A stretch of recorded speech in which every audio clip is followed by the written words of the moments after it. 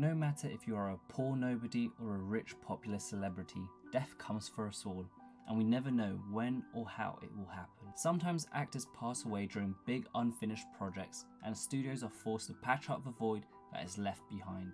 So today I want to look at 3 different ways studios have used to accommodate for their major stars tragically dying during production, and determine which is the best and most ethical approach. The Star Wars universe began in 1977, and that's where we first saw Carrie Fisher in the role of Leia Skywalker. Her story ended satisfyingly until Disney bought Lucasfilms and decided to make the new sequels. Here the character of Leia was brought back, and the final film of the trilogy was supposed to be about her, but sadly Carrie passed away on the 27th December 2016, just after finishing the second film, The Last Jedi. To most people's surprise, Carrie would still appear in the final film in 2019, 2 years after she passed away. The Leia we got on the screen was made of previous or unused footage throughout the previous films. Unfortunately, this resulted in a performance that was rather awkward to watch. Leia would display hardly any emotions, and a lot of moments only the back of her head was showing. Now this is rather disappointing for this to be her last ever cinematic appearance, and I believe she would not be happy with how it turned out.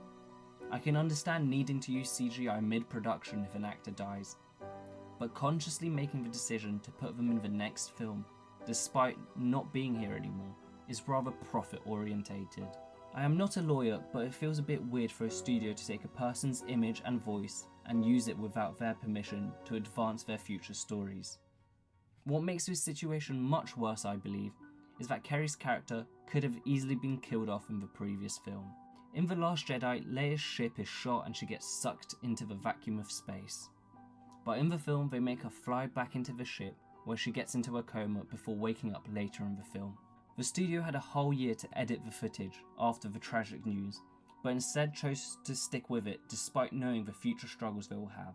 Due to Carrie not actually being there for the last film, the character of Leia failed to have the impact they wanted anyways. So it would have been better for the film if she was left out from it entirely, instead of trying to be greedy. The Fast and Furious franchise began in 2001, with Paul Walker as the lead, and has continued its franchise till this day. However, on the 30th of November 2013, Paul died after being in a car accident. This occurred during the production of the 7th film, which was then released in 2015. Due to Paul's sudden passing, most of the film had to be rewritten, and some parts where Paul's character appears had to be completed by using CGI on top of his brother's performance. Using these methods and considering what happened, the writers changed his character's story to make him retire from the life of danger and excitement, giving Paul and his character a memorable and considerate send-off. You'll always be with me. And you'll always be my brother. However, despite Paul being gone, the franchise still had to make 3 films. So the writers cleverly provided reasons for his character to be off the screen in the future movies, and make constant hints that his character is still part of the group, just appears off screen. This not only provides a very satisfying and happy ending for his character, but also pays tribute and makes us remember Paul himself. The writers could have easily killed his character off, but chose to rewrite their vision to keep Paul's memory alive forever. I'd say this was very well done for a big studio, as they only used CGI where necessary and did not try to use Paul's image for their greater benefit. Finally, in 2018 we saw Chadwick Boseman enter the Marvel Universe in Black Panther. Sadly, he was taken on August 28th, 2020. With no immediate sequel in the works, Marvel had plenty of time to decide how to deal with one of their superheroes dying. In 2021, they announced Black Panther Wakanda Forever, which was then released in 2022. Here, Marvel decided to encompass what happened to Chadwick and make it a secondary plot of the whole movie. The film begins with Chadwick's character dying from an illness, before paying tribute both to Chadwick and his character, the Black Panther. Throughout the story, his death does play a major part for all the characters and the audience watching the film, before giving Chadwick a proper farewell at the end of the film.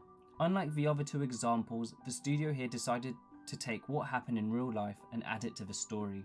It didn't try to force reviving him with CGI or making the character suddenly disappear from future films. or even recasting the character. This shows a lot of respect that the studio had for what had happened.